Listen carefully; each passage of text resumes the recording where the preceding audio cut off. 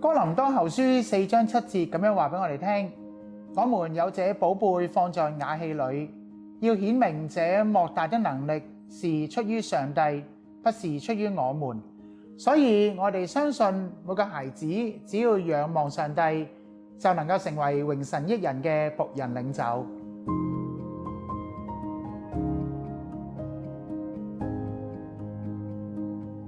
慕德中學秉承基督教辦學理念，通過聖經嘅真理提供全面嘅教育，為每一位學生提供發光嘅機會。慕德中學嘅教育使命係弘揚耶穌基督嘅大愛，通過宗教組會、學生團契、敬拜樂隊、基督少年軍向同學傳播福音，培養同學喺靈性上面結出美好嘅果實，追求豐盛嘅生命。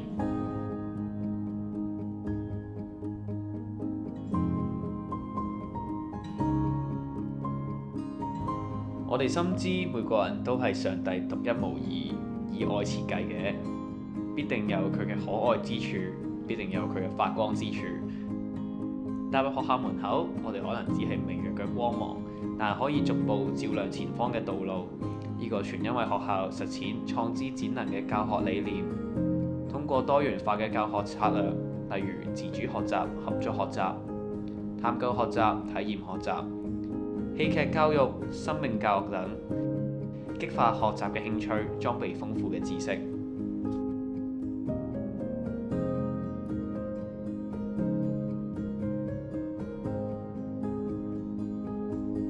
喺成長嘅道路上，我哋總會面臨困境、失意同無力嘅時刻。只有學識關愛自己、關愛他人，乃至關愛世界，先會明白照亮他人就能照亮自己。班際比賽、寫際比賽、課外活動、領袖團隊、社會服務、校園生活中嘅無數點滴，讓同學之間、師生之間留下美好嘅回憶，更使我哋成為彼此生命旅程中嘅同行者。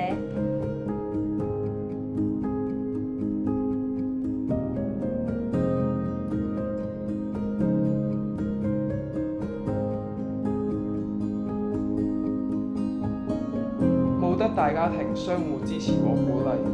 令我哋都相信自己可以成為榮神益人嘅僕人領袖，充分發揮自己嘅潛能。無論舞台大定細，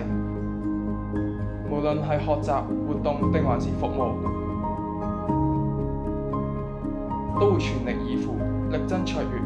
令上帝嘅榮耀得到彰顯。